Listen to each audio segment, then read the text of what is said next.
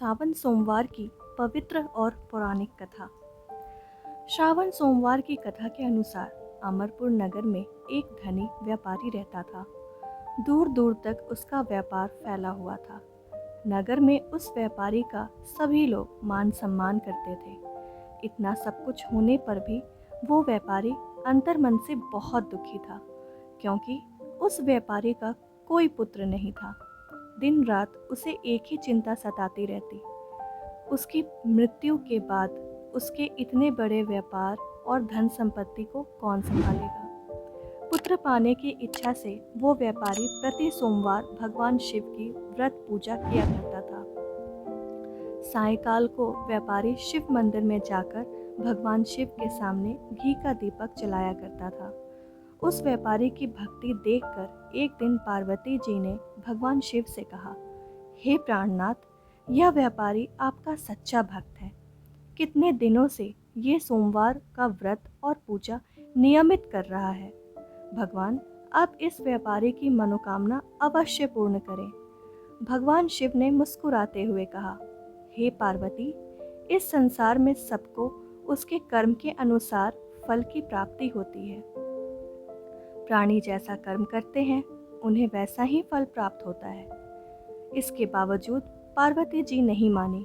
उन्होंने आग्रह करते हुए कहा, नहीं प्राणनाथ, आपको इस व्यापारी की इच्छा पूरी करनी ही पड़ेगी। यह आपका अनन्य भक्त है। प्रति सोमवार आपका विधिवत व्रत रखता है और पूजा अर्चना के बाद आपको भोग लगाकर एक समय भोजन ग्रहण करता है। आपको इसे पुत्र प्राप्ति का वरदान देना ही होगा। पार्वती जी का इतना आग्रह देखकर भगवान शिव ने कहा, तुम्हारे आग्रह पर मैं इस व्यापारी को पुत्र प्राप्ति का वरदान देता हूँ, लेकिन इसका पुत्र 16 वर्ष से अधिक जीवित नहीं रहेगा। उसी रात भगवान शिव ने स्वप्न में उस व्यापारी को दर्शन देकर उसे पुत्र प्राप्ति का वरदान दिया और उसके पुत्र के 16 वर्ष तक जीवित रहने की बात भी बताई। भगवान के वरदान से व्यापारी तो बहुत खुश हुआ, लेकिन पुत्र की अल्प आयु की चिंता ने उस खुशी को नष्ट कर दिया। व्यापारी पहले की तरह सोमवार का विधिवत व्रत करता रहा। कुछ महीने पश्चात उसके घर में अति सुंदर पुत्र उत्पन्न हुआ। पुत्र जन्म से व्यापारी के घर में खुशियां भर गईं। बहुत धूमधाम से पुत्र जन्म का समारोह मनाया गया। व्यापारी को पुत्र जन्म की अधिक खुशी नहीं हुई, क्योंकि उसके पुत्र की अल्प आयु के रहस्य का पता था। यह रहस्य घर में किसी को नहीं मालूम था। विद्वान ब्राह्मणों ने उस पुत्र का नाम अमर रखा। जब अमर 12 वर्ष का हुआ तो शिक्षा के लिए उसे वाराणसी भेजने का निश्चय हुआ। व्यापारी ने अमर के मामा दीपचंद को बुलाया और कहा कि अमर को शिक्षा प्राप्त करने के लिए वाराणसी छोड़ आओ। अमर अपने मामा के साथ शिक्षा प्राप्त करने के लिए चल दिया। रास्ते में जहाँ भी अमर और दीपचंद रात्रि विश्राम के लिए ठहरते, वहीं यज्ञ करते और ब्राह्मणों को भोजन कराते।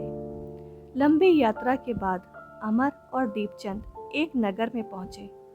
उस नगर के राजा की कन्या के विवाह की खुशी में पूरे नगर को सजाया गया था।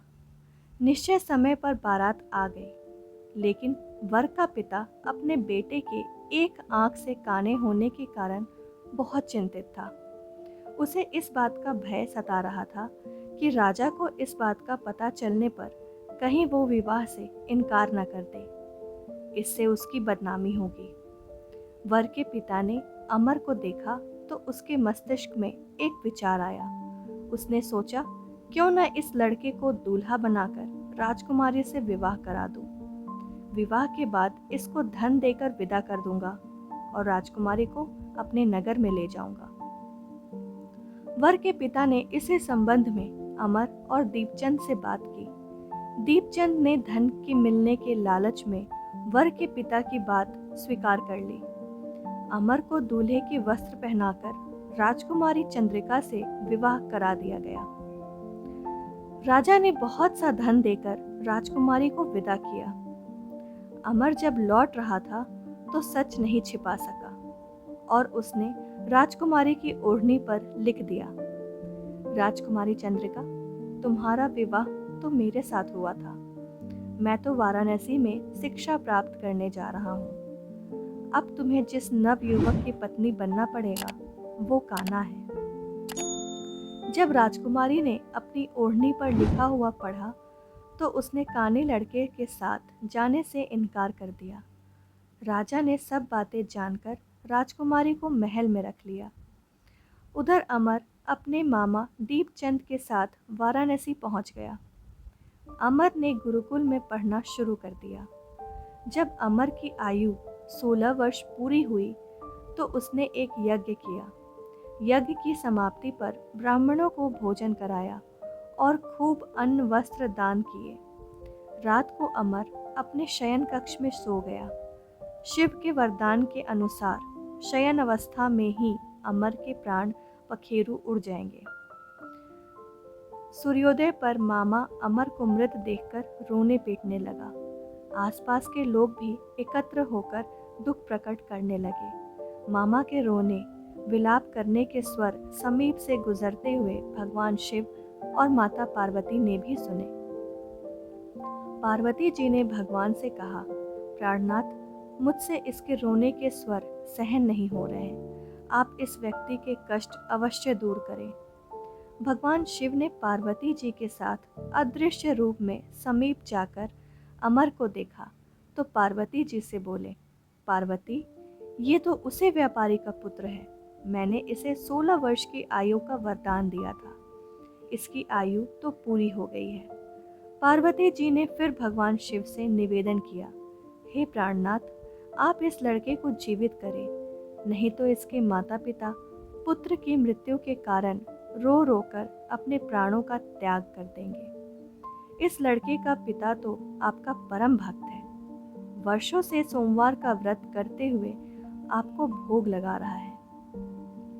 पार्वती जी के आग्रह करने पर भगवान शिव ने उस लड़के को जीवित होने का वरदान दिया और कुछ ही पल में वो जीवित होकर बैठ गया। शिक्षा प्राप्त करके अमर मामा के साथ अपने नगर की ओर चल दिया। दोनों चलते हुए उसी नगर में पहुंचे जहां अमर का विवाह हुआ था। उस नगर में भी अमर ने यज्ञ का आयोजन किया। समीप से गुजरते हुए नगर के राजा ने यज्ञ का आयोजन देखा। राजा ने अमर को तुरंत पहचान लिया। यज्ञ समाप्त होने पर राजा अमर और उसके मामा को महल में ले गया और कुछ दिन उन्हें महल में रखकर बहुत सा धन वस्त्र देकर राजकुमारी के साथ विदा किया। रास्ते में सुरक्षा के लिए राजा ने बहुत से सैनिकों को भी साथ भेजा।